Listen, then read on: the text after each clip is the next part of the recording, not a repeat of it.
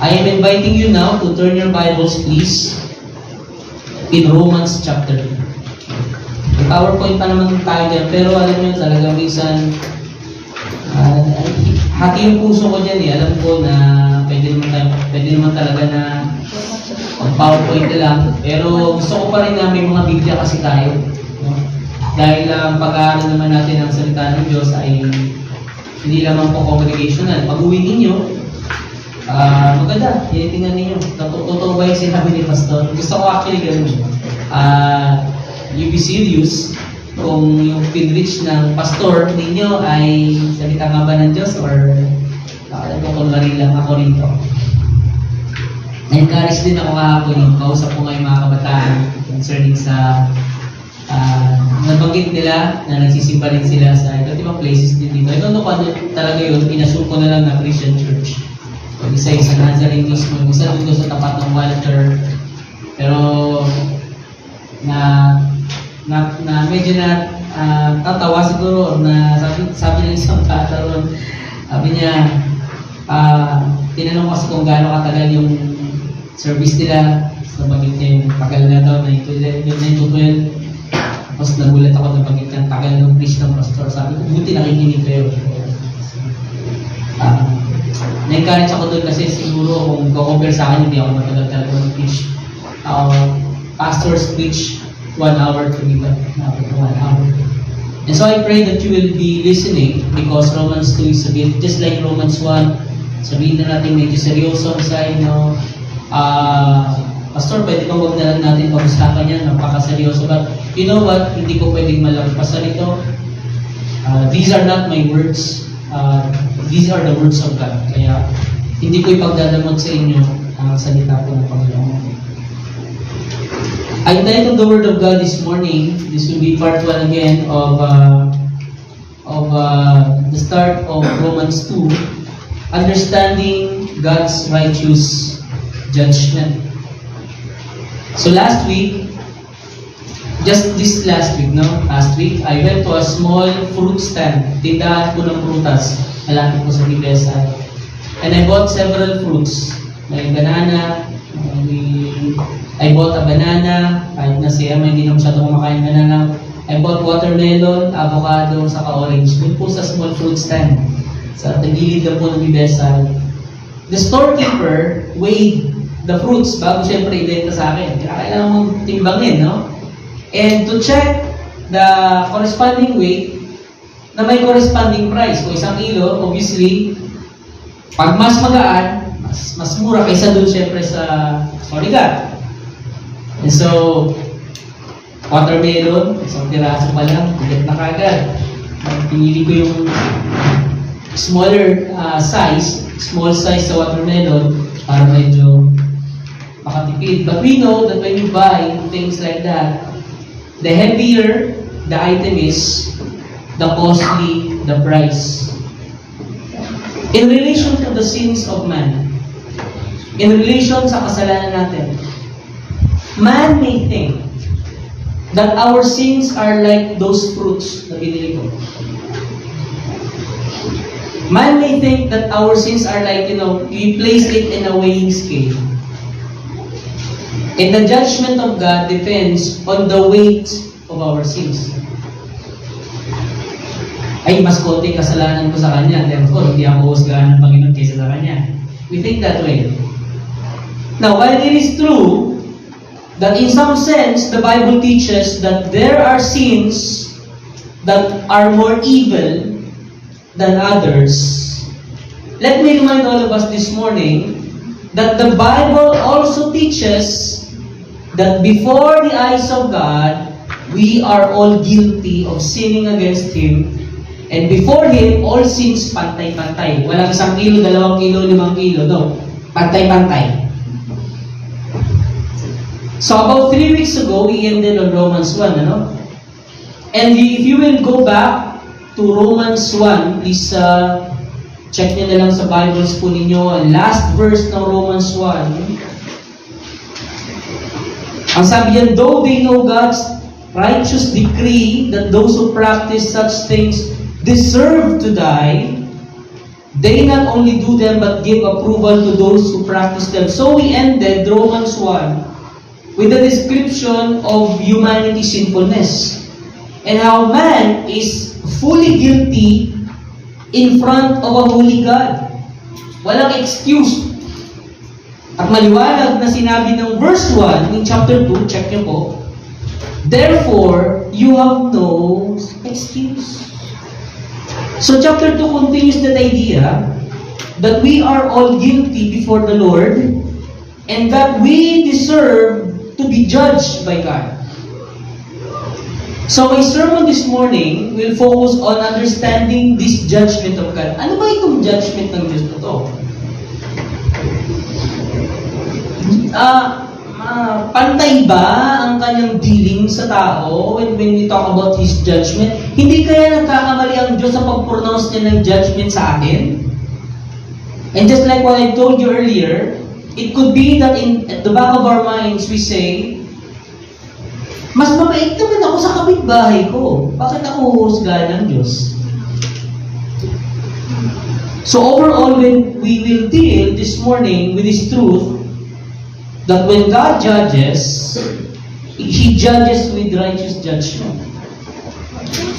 Unlike human beings. Tayo unfair. Man judges sometimes without wisdom. But God judges with righteous judgment. So today and also next week, the form of my sermon is like catechism. Question, answer. Yun naman ibig sabihin talaga ng catechism. It's a question and answer portion, kumbaga. So, I think this is a good way also to teach you and to preach to you the book of Romans, because the book of Romans, we have many questions. But the Lord has His own answer sa ating mga questions. So my sermon will be like catechism. So the first question, let me just begin with the first question that we have. To whom, and this will be, I will get the answer from verses 1 hanggang 3. And the question is, to whom does God's judgment apply? Kanino ba na-a-apply ito? Itong husga o panghuhusga ng Panginoon. And Paul identified ka na umuubong, no? Pwede ba natin ayusin ito? Medyo nanditista kasi ako eh. Yung game. Siguro yung game. Baba ng konti. Test. Test. Ang lalong lumakas. Yung game. Inahan siguro ng konti. Ano ka nandito? Sorry ah. Pero kung okay na, sige na lang. Test mic, hello. So to whom does God's judgment apply? So Paul identified these people, kung kanino na-apply yung judgment ng Diyos, as those who at least know what God requires, alam nila yung nire-require ng Diyos, and yet they do not do it. Actually, according to verse 1, they pass judgment, chapter 2 verse 1, they pass judgment on others. While they themselves do not do what God requires them to do. They know the commandments of God, but they don't do them themselves. So to whom does God's judgment apply? Sa kanila. These people promote morality, but they themselves are not obeying the law of God. So, we can call these people mga moralists. So, to whom does God's judgment apply? To the moralists. Kung gusto na gumawa ng tama, mabilis mamusga ng kapwa, pero hindi nila ginagawa yun sa sarili nila. And so, Paul in verse 1 says, therefore, you have no excuse, O man, every one of you who judges. For in passing judgment on another, nang inuhusga niyo yung ibang tao, you condemn yourself. Because you, the judge, practice the very same things. So as far as accountability before God is concerned, man have no excuse. Walang lusot.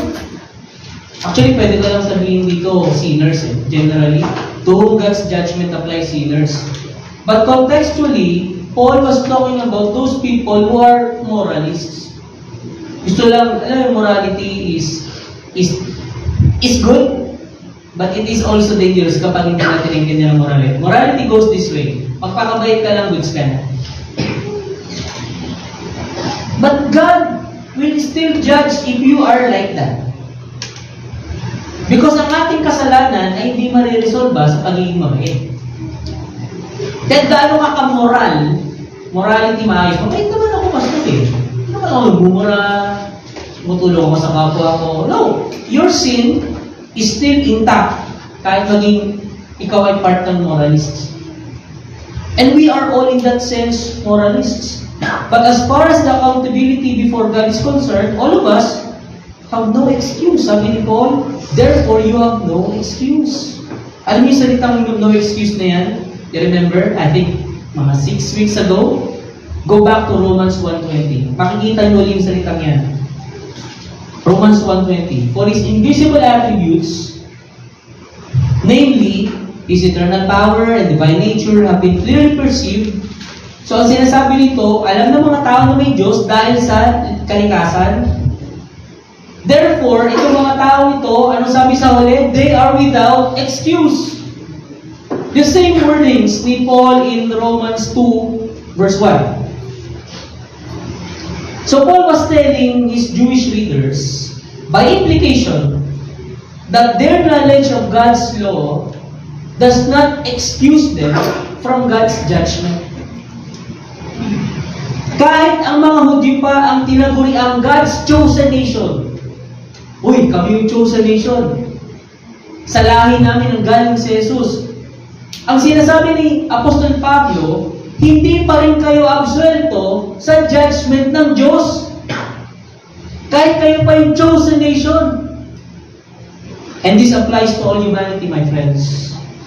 Not only the Jews, but it includes us, Gentiles. We are all without excuse. God has placed His law in our hearts, that we at least know the deeds that we are doing, if they are good or if they are bad. Kaya kahit na hindi Kristiyano, kahit paano alam niyo ba, masamang pumatay. Kahit na hindi Kristiyano, kahit paano alam niyang masamang magnakaw. Pero ginagawa pa rin. Because the Lord has placed His law in our hearts so that none of us is excused sa judgment niya. Yet, still people try to do good things to earn the favor of God. Yan ang uso ngayon. Yan pa rin ang katuruan ng maraming grupo. You do good so that you will earn the favor of God. But that is exactly what moralists do. Magpakabait ka para mas maging magpapabor ng Panginoon nila sa iyo. Akala ng tao, kung magpapakabait tayo ng todo-todo, ay tatanggapin na siya ng Diyos. That is why verses 2 and 3, go down to chapter 1, 2 and 3, reads this way.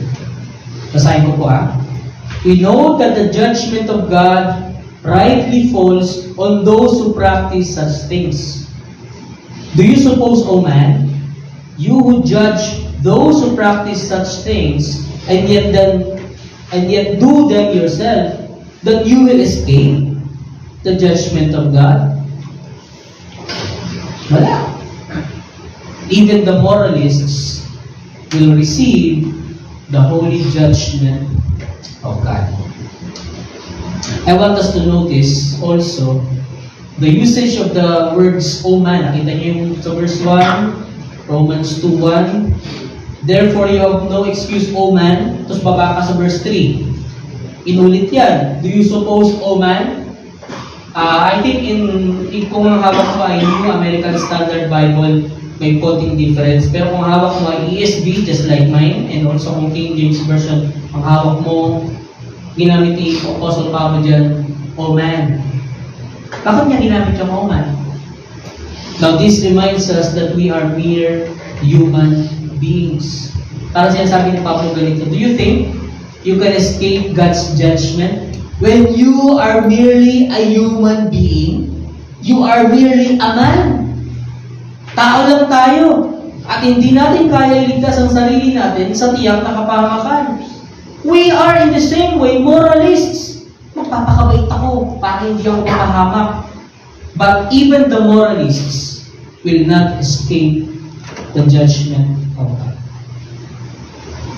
And as we try to think about this truth, my fellow believers, remember the day when you believe the Lord Jesus Christ. Remember the day when you believe the gospel. Because that is the day na tinalikuran mo ng maging moralist at in-embrace mo ang righteousness ni Kristo. Remember the time that when you said sa iyong sarili, enough is enough, I cannot save myself. Enough is enough, I cannot be a moralist. I embrace Jesus Christ and I receive Him as my Savior and Lord. Enough is enough. Hindi ko kaya isip ang sarili ko. Remember that time, my friend, kung kailan ka nasip. Tumigil ka na maging moralist. Because even the judgment of God is for the moralists. And if we have friends and loved ones who still think that they can escape the judgment of God because they are good, bait naman yan, pastor. Si-save naman siguro ng Diyos yan. Yung mga words na lang, isi-save naman. Parang may alanganin pa rin doon. Kahit gaano pa yan kabait, hindi yun ang basyan ng Panginoon ng pagliligtas. So if we have friends and loved ones who still think that they can be good or they can be saved because of their goodness, let us continue to pray for them and share to them the wonderful gospel of the Lord Jesus Christ. Moralists, it's a judgment. But if we believe in Jesus Christ, doon tayo masisave. Now, if the moralists, or generally speaking, kasi lahat moralist lumalabas ay hindi excuse, let me go to my second question sa ating kumbaga catechism this morning. So, moralists, hindi may excuse, no? The second question will be, will God's kindness exempt the sinner or the moralist from judgment?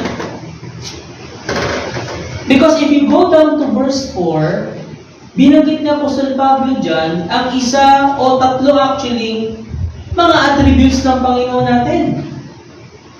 At ang sabi niya, or do you presume on the riches of His kindness and forbearance and patience? Sabi ng Apostle Pablo, bait ng Diyos, forbearing siya, patient siya. Not knowing that God's kindness is meant to lead you to repentance.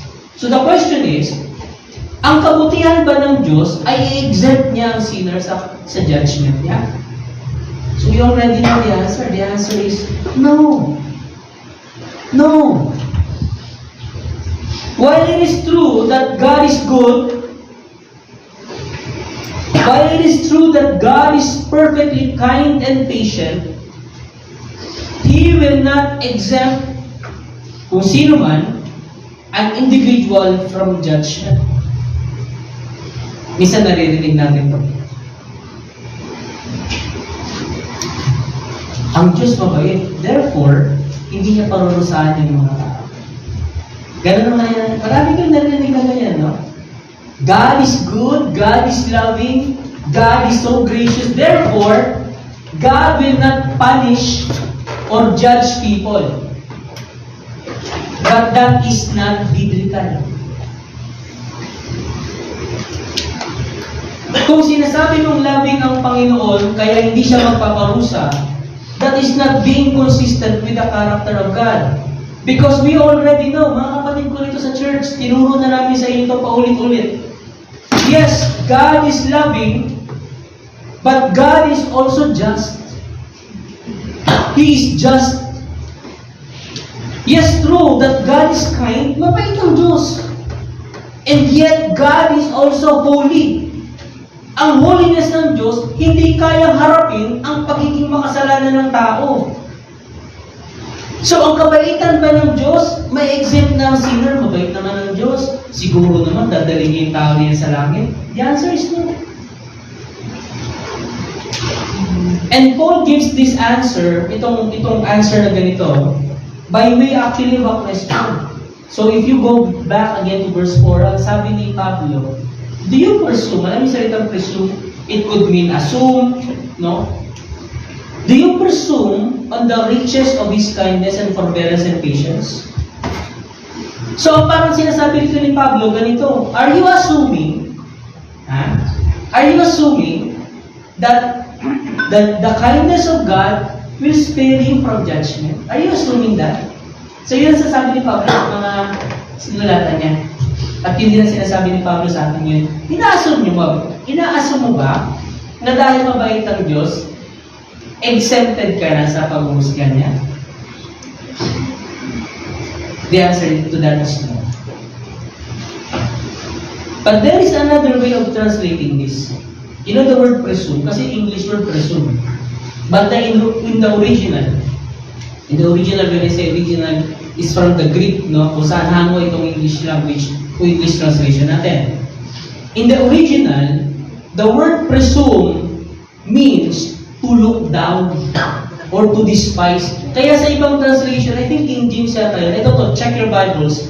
May translation dyan na, do you look down or do you despise the riches of God's kindness and forbearance and patience? Looking down, sa Tagalog, pangmamaliit. Kung hawak ninyo pong Biblia ay NASB or New American Standard Bible, ganito po yung translation. Do you think lightly? Minamaliit mo ba? Do you think lightly of the riches of His kindness and tolerance and patience?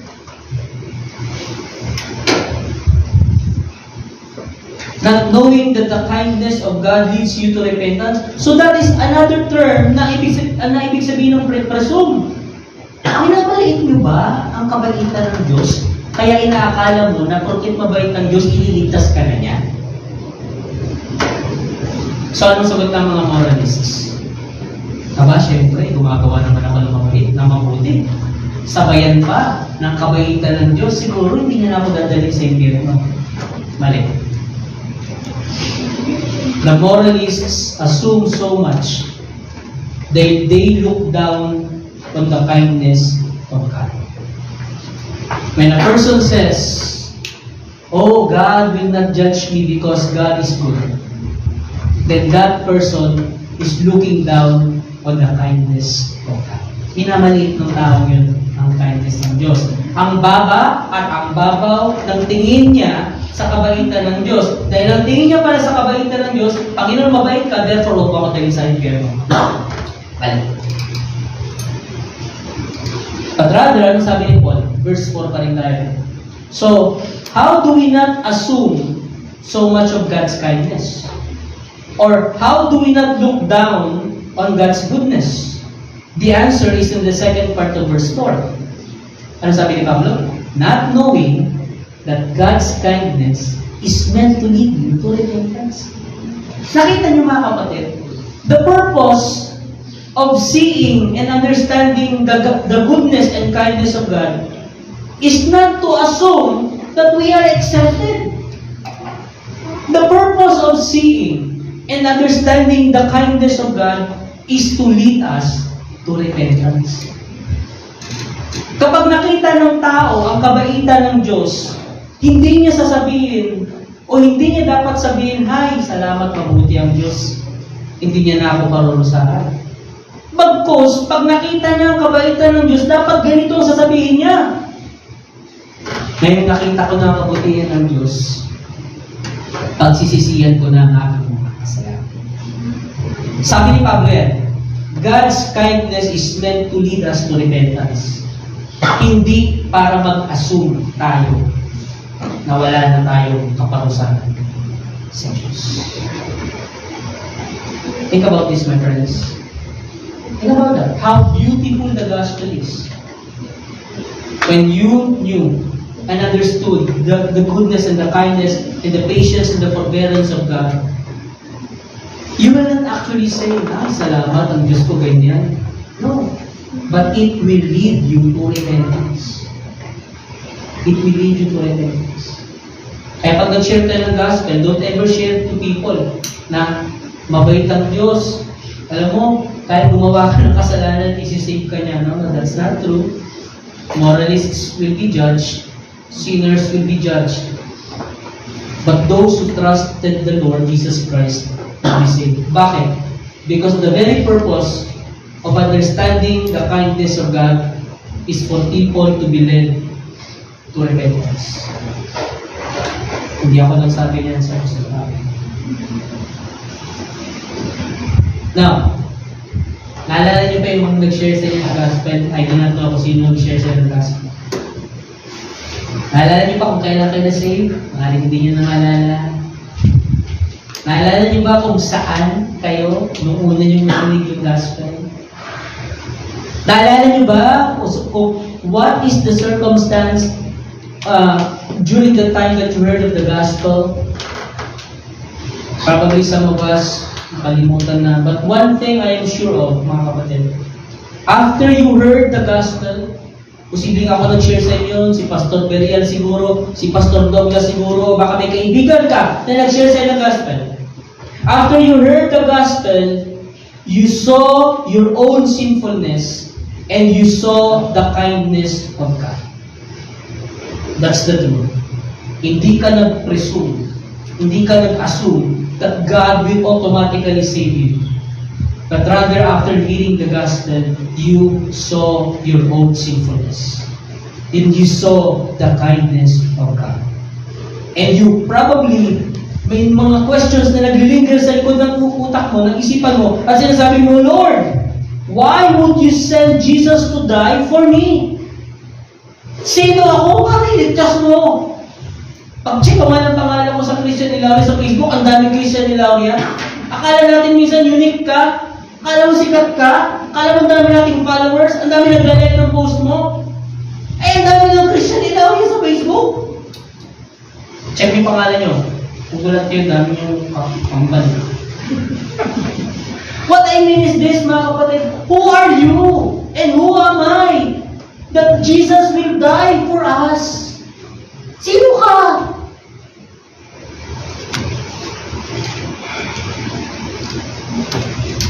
But when we saw the kindness and the mercy of God, you repented of your sins. Oh, Panginoon, isa lang akong katiting, maliit na tao, tuldok lang ako sa sanlibutan ito. Pero naintindihan ko na ako yung mga kasalanan and I place my faith in the Lord Jesus Christ today. That's the beauty of it. That's the beauty of it. Because you are no one. You are no one. I am no one. I am a nobody.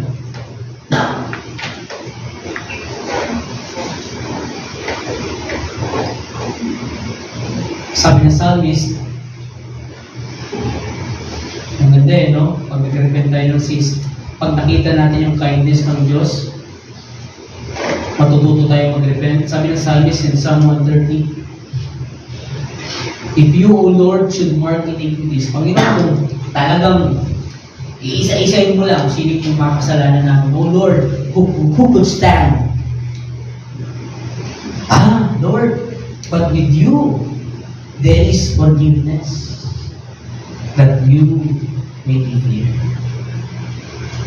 That you may be feared. Hindi nag-a-assume yung psalmist, hindi siya nag-presume. Kasi alam niya na kung imamarkahan lamang ng Diyos ang mga kasalanan, walang mabubuhay sa atin. Ganon din sa 2 Peter 3:9, the Lord is not slow to fulfill His promise, as some count slowness, but is what? He is patient toward you, not wishing that any should perish, but all should reach repentance. So yung patience ng Diyos, magdadala sa tao sa repentance. Hindi magdadala sa tao, mag-a-assume ng tao na, ay, mabait naman ng Diyos, sigurado hindi niya ako dadalhin sa impyerno. Mali. The patience, the kindness, the goodness of the Lord must point us and lead us to repentance. Kung bababa pa tayo ng konti dito sa 2 Peter 3, hindi ko lang nilagay dyan, pero 2 Peter 3:15, count the patience of our Lord as salvation. Ganda na. Count the patience of the Lord, of our Lord as salvation. Because of the patience of God, maraming nakakilala ng Jesus Christ. Kung hindi patient ang Diyos, kasalanan ka, patay ka. Patay tayo lahat. Kung hindi patient ang Diyos, wala naman liligtas. But the patience of the Lord could lead us to salvation. My fellow believers, this morning, let us not take for granted the kindness of God. Knowing that the kindness of our Lord, His forbearance, and His patience have led all of us dito to repentance. Let us continue to savor, meditate on the goodness and kindness of God every day. At kapag naririnig mo yung familiar statement na God is good all the time and all the time God is good, I pray that you will not just think of His goodness to you by way of temporary and daily provision and protection. Kasi yun naman natin. God is good all the time God is good. We are always thinking of yung material, lagi natin provision every day. While that is true, my encouragement to us dito sa church, rather, when you hear the statement, God is good all the time God is good, I pray that all of us will be reminded of the goodness of God that has led us to the Lord Jesus Christ. Kaya pag narinig mo, baguhin natin perspektibo natin dyan. Alam niyo kung bakit? Kasi maraming tao, hindi na rin nila masabing God is good all the time. Bakit? Nagka-problema eh. Nagkasakit. Hindi niya na, ang tingin niya sa Panginoon, genie. So yung wala siyang sakit, yung wala siyang problema, yung maayos yung pamilya niya, the person can shout, God is good all the time God is good, eh nagka-problema. Nagka-stage 4 cancer.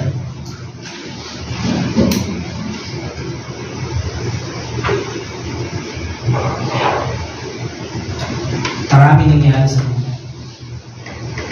Hindi na masabi.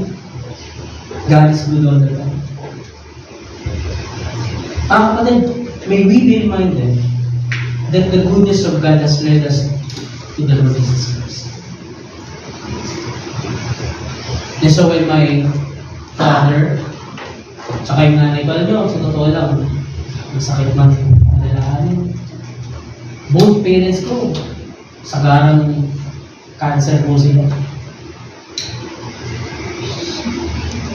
And stage 5 na.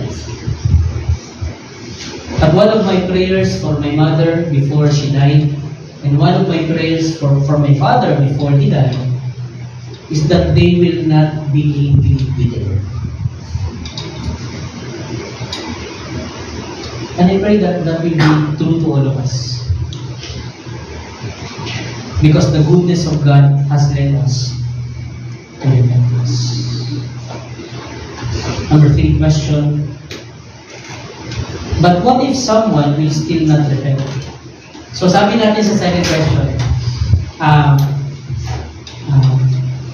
exempted ba ang tao sa judgment ng Diyos dahil ang Diyos ay mabait? Sagot natin, hindi.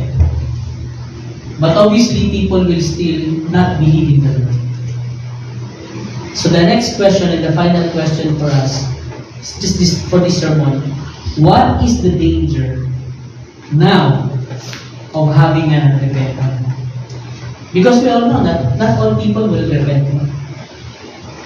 Not all people will repent. Ako, sabihin lahat ng patungkol kay Jesus, not all people will repent. Sasagutin natin yan sa verse 5. So ano sabi ni Paul? But because of your hard and impenitent heart, you are storing up wrath for yourself on the day of wrath, when God's righteous judgment will be revealed. Tingnan niyo po yung mga salitang hard in verse 5, saka penitent. Yung mga salitang yan ay nagdi-describe ng tao napakatigas ang ulo, stubborn. A stubborn person na dinadala naman ng Panginoon unto repentance, pinapakita na yung kindness ng Diyos para mag-repent siya, but this person is very stubborn. Kahit nakita niya na ang kabutihan ng Diyos, kahit na narinig niya na namatay sa kanya si Kristo, ayaw pa rin niyang pagsisihan ng kanyang kasalanan. Matigas ang ulo, hard, impenitent, stubborn. Ay hindi. Ito. Hindi ko kayang piliin si Jesus, mas mahal ko pa rin yung mundo.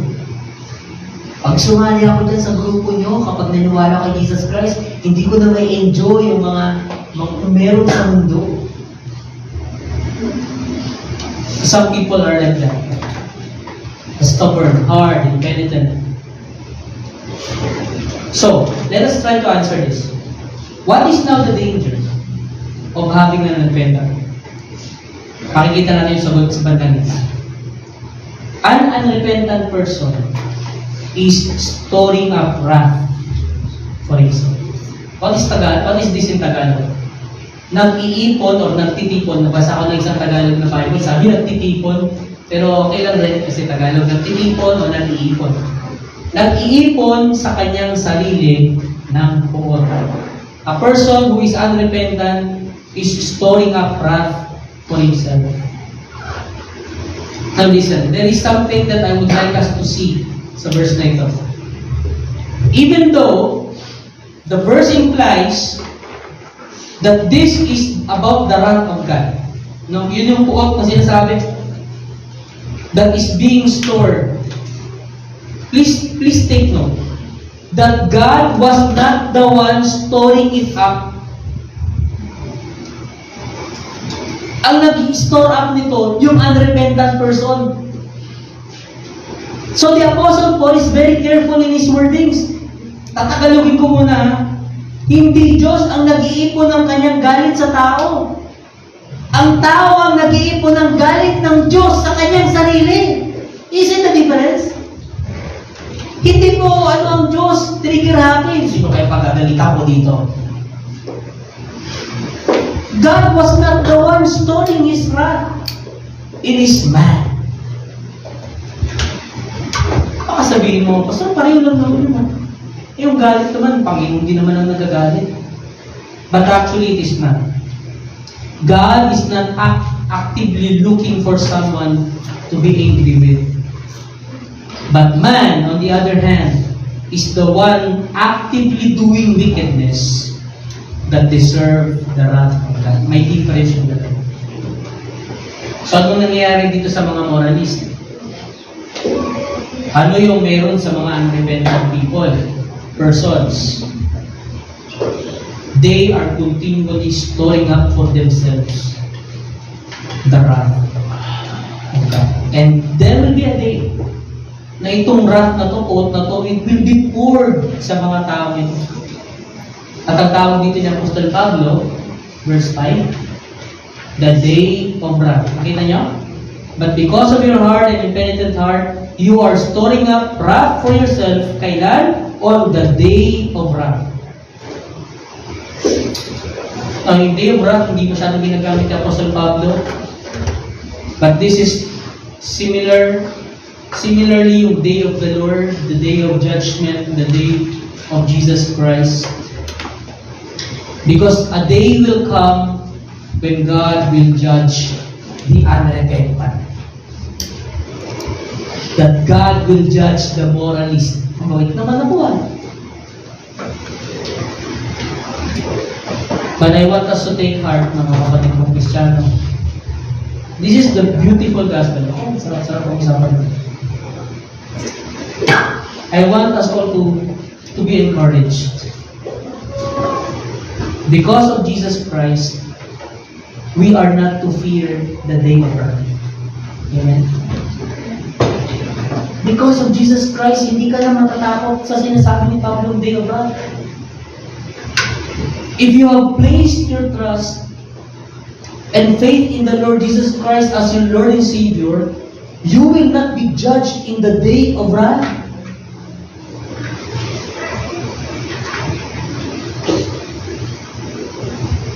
And a beautiful promise is laid down to us if we go sa bandang kalagitnaan ng Romans 8:1. One of the beautiful verses probably concerning our justification in the Lord in Romans 8:1, ang sabi there is, therefore now, no! Wala na! No condemnation, what?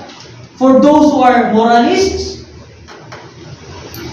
Hindi! No condemnation to those who are in Christ Jesus.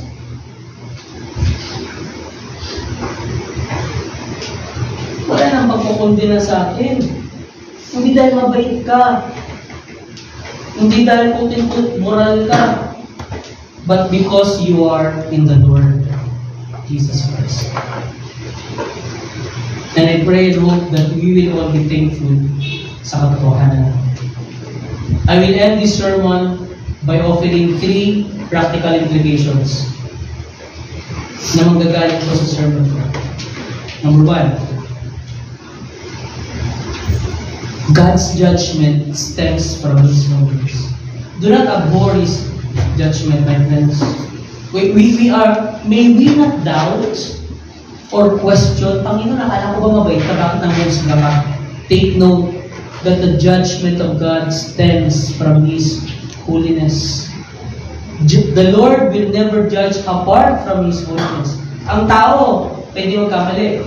Pag may kaibigan ka, kapag may kinikilingan ka, pwedeng may maling judgment mo eh. Naawa ka, judgment mo, may basihan na. Ang Panginoon, wala. Ang pinaka root o pinaka-pinanggagalingan ng pangusga ng Diyos ay ang kanyang kabanalan. So do not despise His judgment. Panginoon, bakit naman humusgahan yung mahal ko sa buhay? No. Instead of saying and questioning the Lord that way, you share the gospel to your loved ones. Number 2, God's kindness should remind us of our need of continual repentance. This is part of my prayer kanina sa pastoral prayer. There is no time or day that Christians will stop repenting. Repentance should be our lifestyle. Bakit? Ano ba ibig sabihin ng repentance? Repentance basically means ito yung kasalanan, ito yung Diyos. Repentance basically means you turn your back 180 degrees sa kasalanan and you go toward God. That is basically the meaning of repentance. And sometimes, hindi lang tayo nagagawa yun. Dahil nandito pa tayo sa makasalanan ng katawan natin. But God's kindness should remind us of our need of continual repentance. Napakabuti ng Panginoon sa iyo, kapatid, para magpatuloy kang magkasala. Napakabuti ng Diyos sa akin para magpatuloy pa akong magkasama. Tatlo, kinuha ko sa verse 5, that God's judgment will surely come to the unrepentant. So as I say this, let us not stop praying for our friends and loved ones who do not know the Lord yet.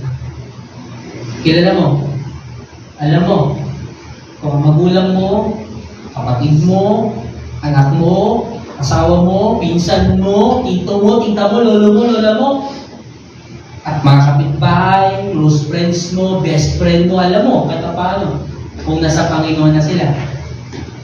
Do not stop praying for them.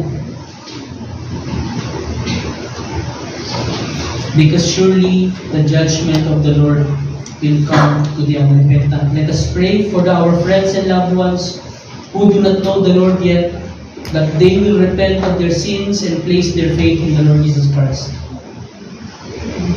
Because kagaya ng pinag-usapan natin in Romans chapter 2, the forgiveness of the Lord will be applied only to the repentant. To the repentant. Think of someone that you need to pray for. And cry to the Lord, Lord, itong mahal ko sa buhay na to, ayoko siyang mapunta sa damnation, ayoko siyang mapunta sa impyerno, ayoko siyang mahiwalay sa iyo. Pray for that person. Because the judgment of God will surely come. Amen. We'll continue this next week. Part 2 ng judgment of God. Let us close in prayer. Father in heaven, thank you for your unrelenting grace and yung salita mo, Panginoon, which is hindi pigil, but rather your words will speak truth, even though masakit. Minsan masakit na Panginoon, salita.